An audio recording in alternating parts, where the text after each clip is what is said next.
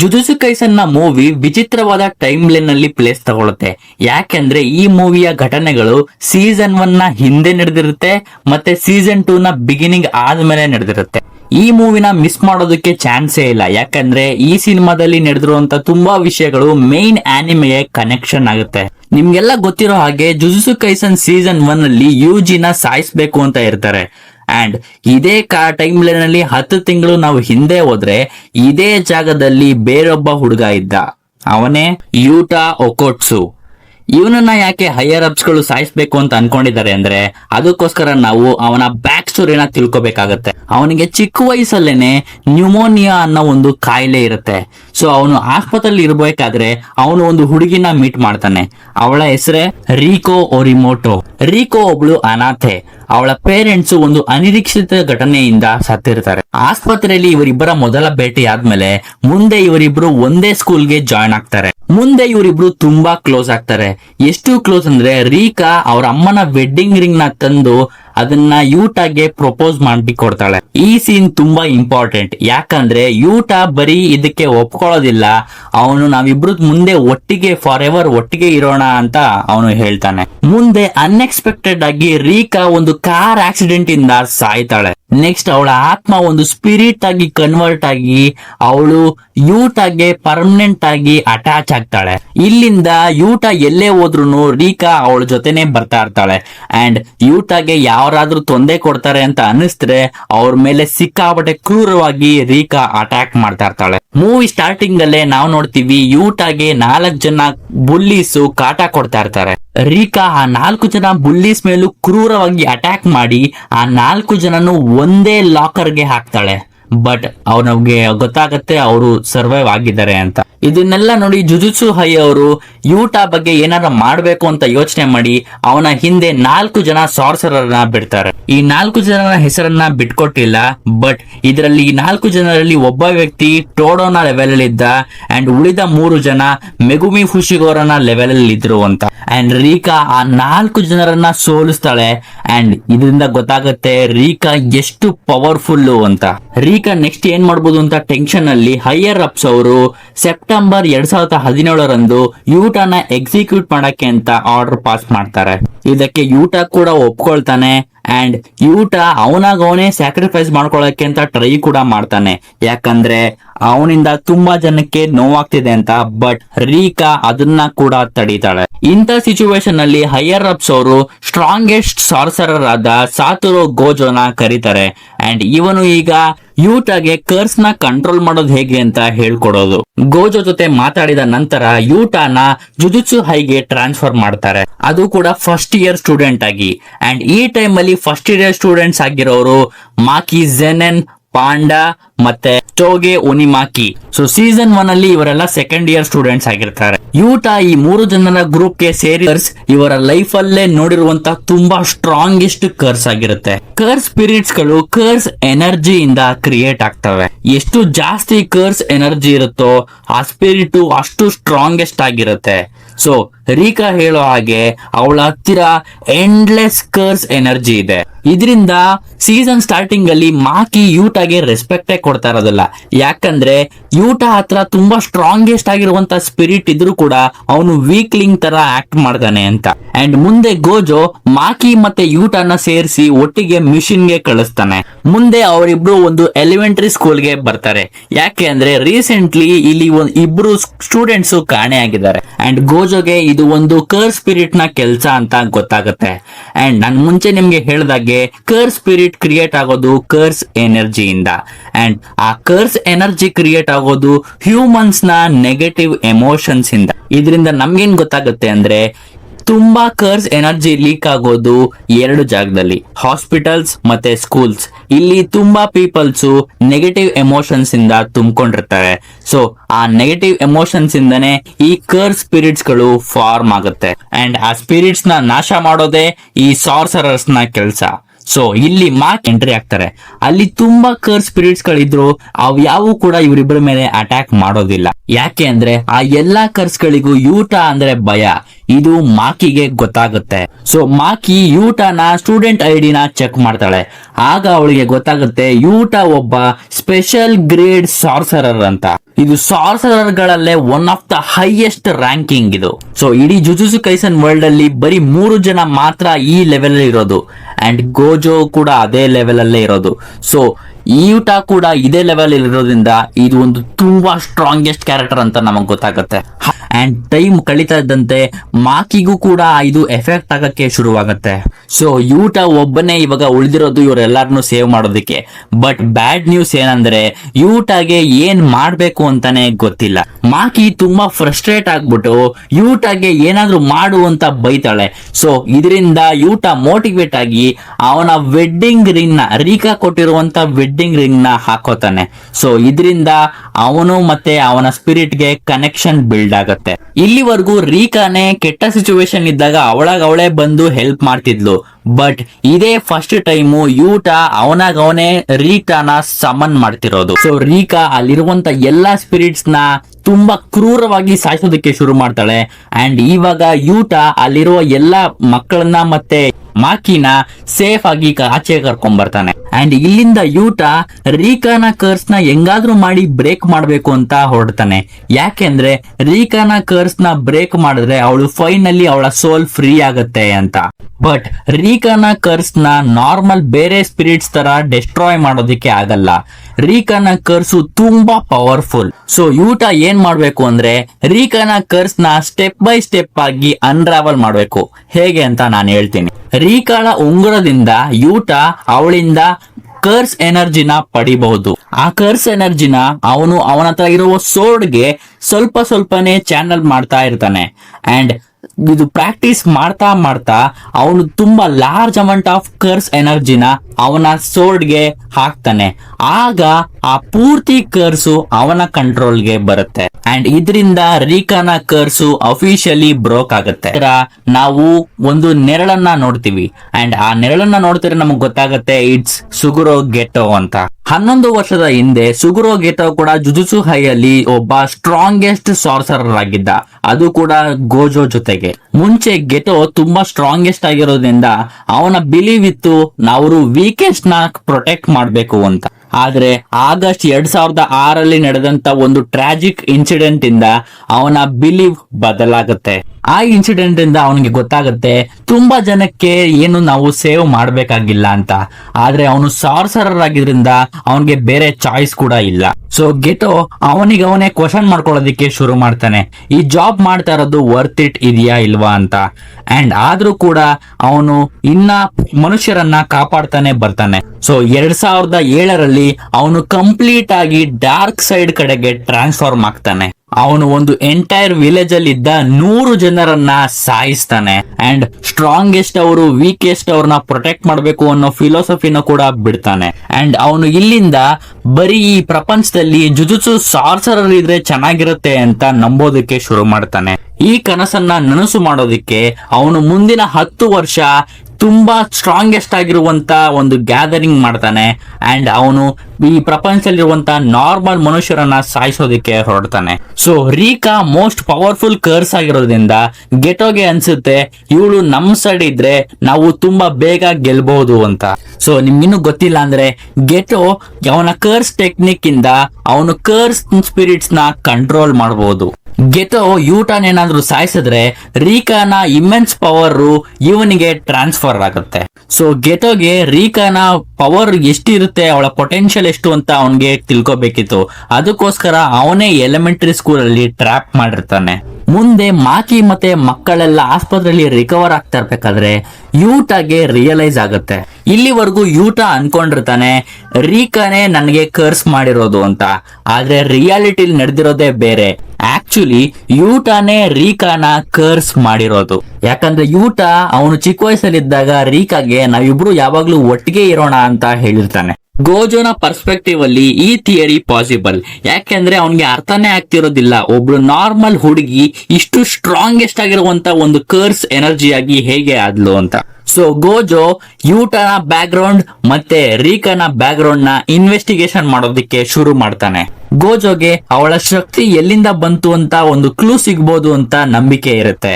So ನಾವೀಗ 3 ತಿಂಗಳು ಮುಂದೆ ಹೋಗ್ತೀವಿ. ಯೂಟಾ ಇಲ್ಲಿವರೆಗೂ ಅವನ ಕಟಾನ ಇಂದ ಕಂಟಿನ್ಯೂಸ್ ಆಗಿ ಟ್ರೈನಿಂಗ್ ಮಾಡ್ತಾ ಇರ್ತಾನೆ. ಮತ್ತೆ 2017ರಲ್ಲಿ ನಡೆದ ಗುಡ್ ವಿಲ್ ಈವೆಂಟ್ ಅಲ್ಲೂ ಕೂಡ ಪಾರ್ಟಿಸಿಪೇಟ್ ಮಾಡಿರ್ತಾನೆ. ಗುಡ್ ವಿಲ್ ಈವೆಂಟ್ ಅಂದ್ರೆ ಟೋಕಿಯೋ ಸ್ಕೂಲ್ ನ ಸ್ಟೂಡೆಂಟ್ಸ್ ಮತ್ತೆ ಕ್ಯೋಟೋ ಸ್ಕೂಲ್ ನ ಸ್ಟೂಡೆಂಟ್ಸ್ ವರ್ಷಕ್ಕೊಂದ್ಸರಿ ಫೇಸ್ ಆಫ್ ಆಗ್ತಾರೆ. ಈ ಈವೆಂಟ್ ಅಲ್ಲಿ ರೀಕಾನ ಹೈ ಡಾಮಿನೆನ್ಸ್ ಇಂದ ಟೋಕಿಯೋ ಸ್ಕೂಲು ವಿನ್ ಆಗ್ತಾರೆ. ಸೊ ಅದಕ್ಕೇನೆ ಟೋಡೋ ಸೀಸನ್ 1 ಅಲ್ಲಿ ಟೋಕಿಯೋ ಸ್ಕೂಲ್ ಮೇಲೆ ರಿವೆಂಜ್ ತೀರ್ಸ್ಕೊಳ್ಳೋದಕ್ಕೆ ಕಾಯ್ತಾ ಇದ್ದಿದ್ದು. ಇದಾದ್ಮೇಲೆ ಗೋಜೋ ಯೂಟಾನ ಟೋಗೆ ಯುನುಮಾಕಿ ಜೊತೆಗೆ ಮಿಷನ್ ಗೆ ಕಳಿಸ್ತಾನೆ. ಫಸ್ಟ್ ಇಯರ್ ಸ್ಟೂಡೆಂಟ್ಸ್ ಅಲ್ಲೇ ಇವನು ತುಂಬಾ ಎಕ್ಸ್ಪೀರಿಯನ್ಸ್ ಹೊಂದಿರೋನು. ಮತ್ತೆ ಇವನ ಕರ್ಸ್ಟ್ ಟೆಕ್ನಿಕ್ ಬಂದ್ಬಿಟ್ಟು ಕರ್ಸ್ಟ್ ಸ್ಪೀಚ್. ಹಾಗಂದ್ರೆ ಇವನು ಏನೇ ಹೇಳಿದ್ರು ಅದು ರಿಯಾಲಿಟಿಲಿ ಹಾಗೆ ನಡೆಯುತ್ತೆ. ಅಂದ್ರೆ ಎಕ್ಸಾಂಪಲ್ ಆಗಿ ಇವಾಗ ಇವ್ನ್ ಯಾರಿಗಾರು ಒಬ್ಬನ್ಗೆ ಮೂವ್ ಆಗ್ಬಾರ್ದು ಅಂತ ಹೇಳಿದ್ರೆ ಅವರು ಮೂವ್ ಆಗೋದೇ ಇಲ್ಲ. ಅಂಡ್ ಈ ಟೆಕ್ನಿಕ್ಗೆ ಡೌನ್ ಸೈಡ್ ಕೂಡ ಇದೆ. ಅಂದ್ರೆ ಇವನು ಯಾವಾಗ್ಲೂ ನಾರ್ಮಲ್ ಕಾನ್ವರ್ಸೇಷನ್ ಎಲ್ಲರ ಜೊತೆ ಮಾಡೋದಕ್ಕೆ ಆಗೋದಿಲ್ಲ. ಸೊ ಇವನು ಜನಗಳಿಗೆ ಹರ್ಟ್ ಆಗ್ಬಾರ್ದು ಅಂತ ಕೆಲವು ಸೇಫ್ ವರ್ಡ್ ಗಳನ್ನ ಮಾತ್ರ ಯೂಸ್ ಮಾಡ್ತಾನೆ. ಲೈಕ್ ಕ್ಯಾಲ್ಪ್, ಸಾಲ್ಮನ್, ಟೂನಾ, ಫಿಶ್ ಫ್ಲಾಕ್ಸ್ ಮತ್ತೆ ಈ ತರ ತುಂಬಾ ಸೇಫ್ ವರ್ಡ್ ಗಳನ್ನ ಮಾತ್ರ ಯೂಸ್ ಮಾಡ್ತಾನೆ.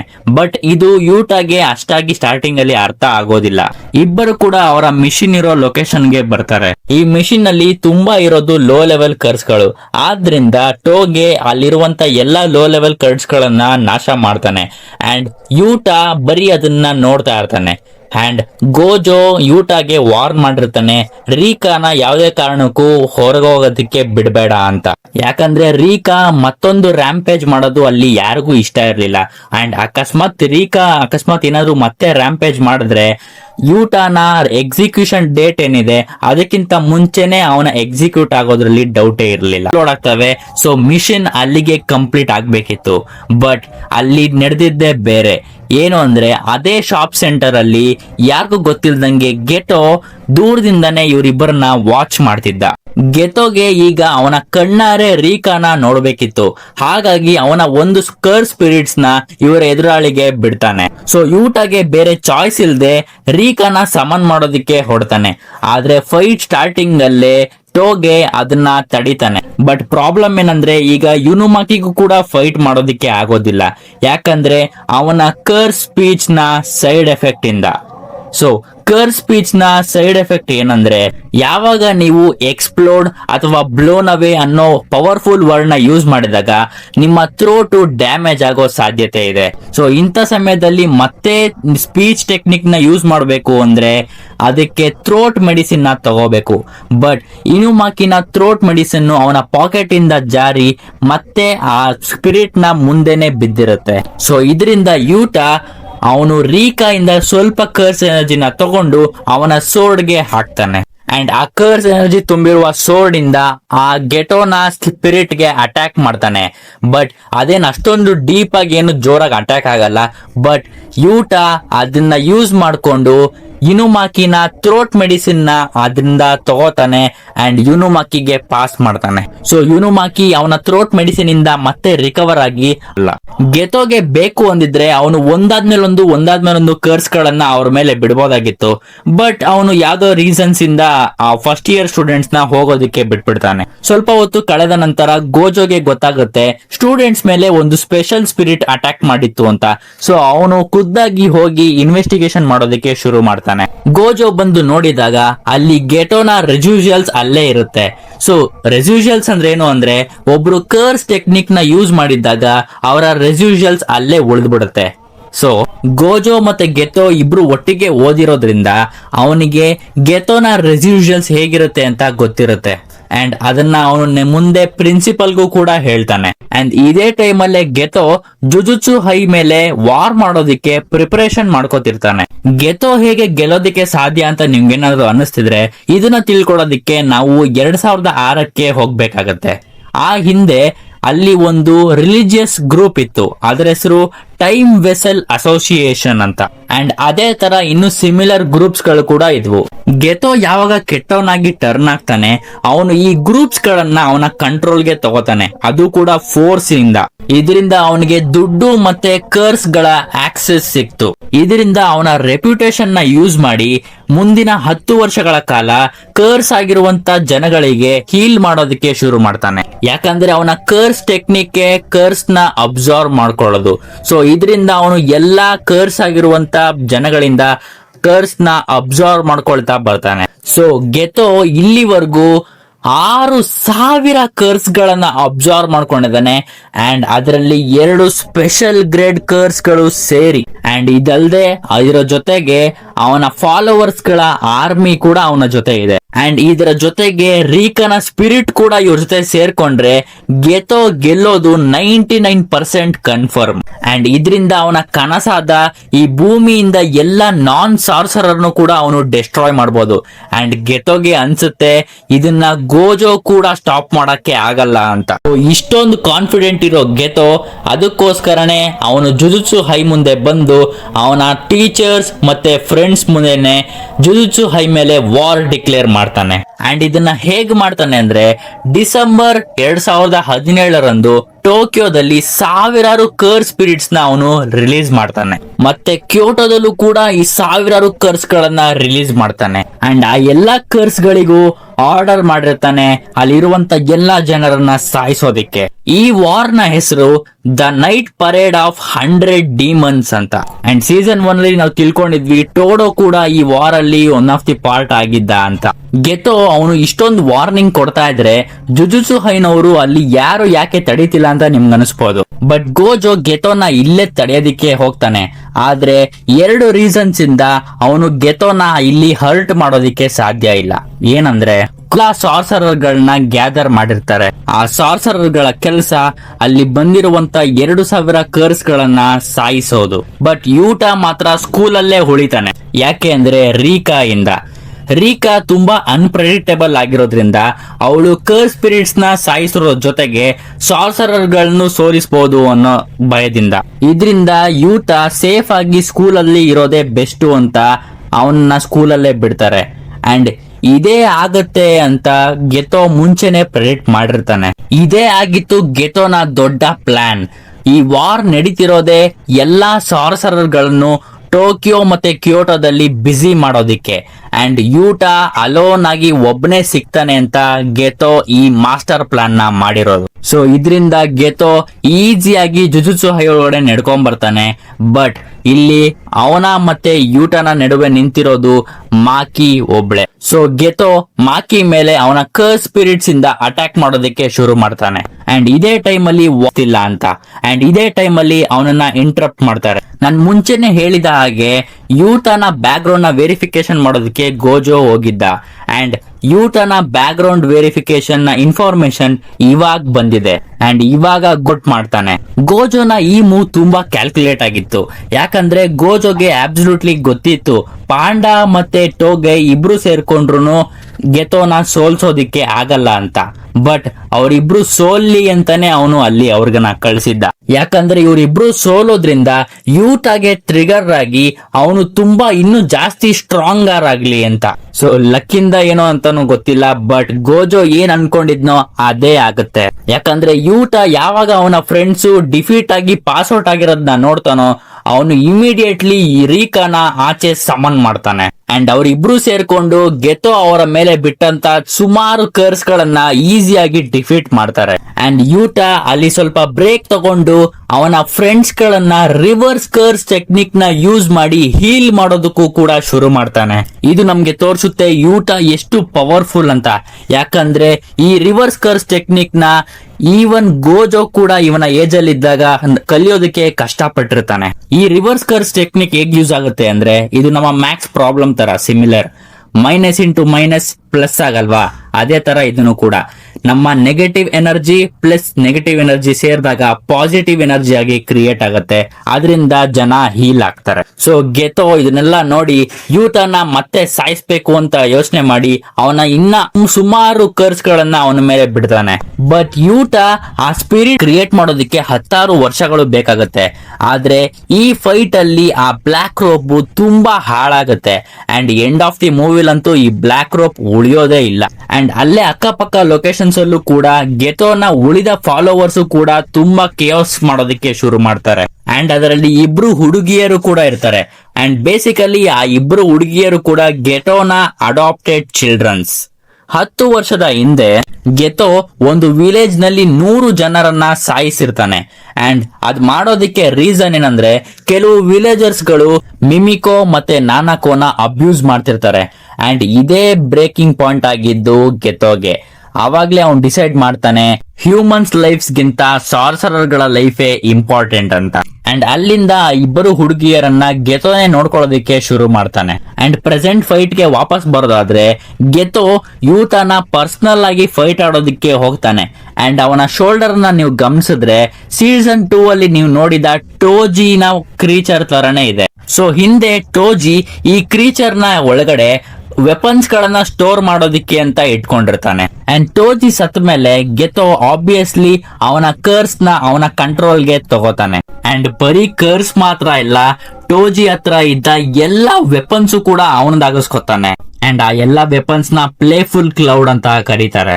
ಸೊ ಗೆತೋ ಆ ವೆಪನ್ಸ್ ಮತ್ತೆ ಅವನ ಸ್ಕಿಲ್ಸ್ ಇಂದ ರೀಕಾನ ಮತ್ತೆ ಯೂಟನ ಸಕ್ಸಸ್ಫುಲ್ ಆಗಿ ಹೋಲ್ಡ್ ಮಾಡ್ತಾನೆ. ಪ್ರಕಾರ ಈ ಬ್ಲಾಕ್ ಫ್ಲಾಶ್ ಅನ್ನೋದು ಸಾರ್ಸರರು ಕಾಂಟ್ಯಾಕ್ಟ್ ಮಾಡಿದಾಗ ಅಂಡ್ ಅದರ ಜೊತೆಗೆ ಅವರ ಕರ್ಸ್ ಎನರ್ಜಿನ 0.0000001 ಸೆಕೆಂಡ್ಸ್ ಅಲ್ಲಿ ಫಿಸಿಕಲ್ ಹಿಟ್ ಅಂದ್ರೆ ಅಟ್ಯಾಕ್ ಮಾಡಿದಾಗ ಮಾತ್ರ ಇದು ಅನ್ಲಾಕ್ ಆಗೋದು ಅಂತ.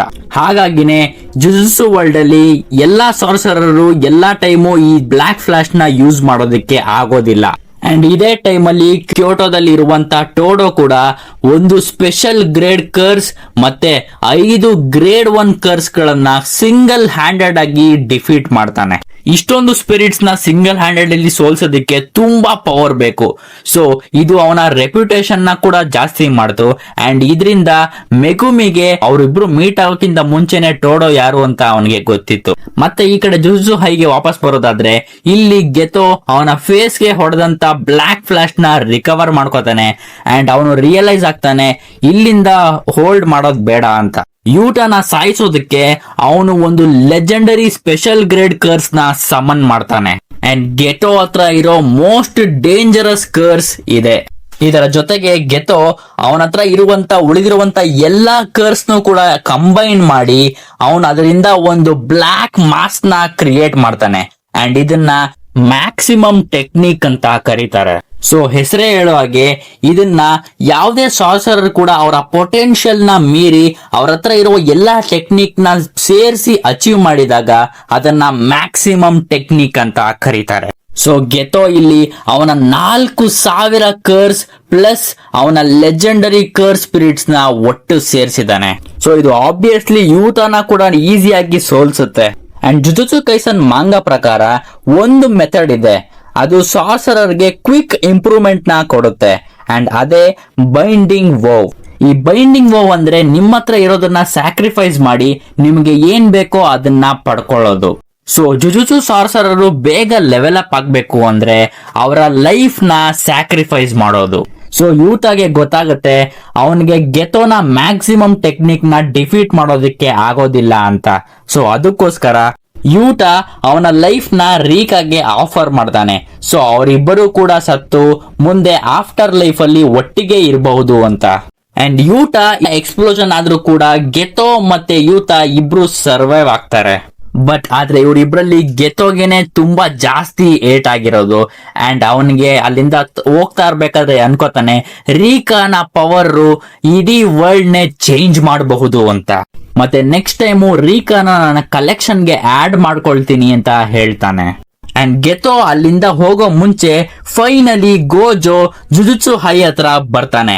ಅಂಡ್ ಗೆತೋನ ಮುಖ ಎಕ್ಸ್ಪ್ರೆಷನ್ ನೋಡ್ತಿದ್ರೇನೆ ಗೊತ್ತಾಗುತ್ತೆ ಅವನು ಅಲ್ಲೇ ಸಾಯ್ತಾನೆ ಅಂತ.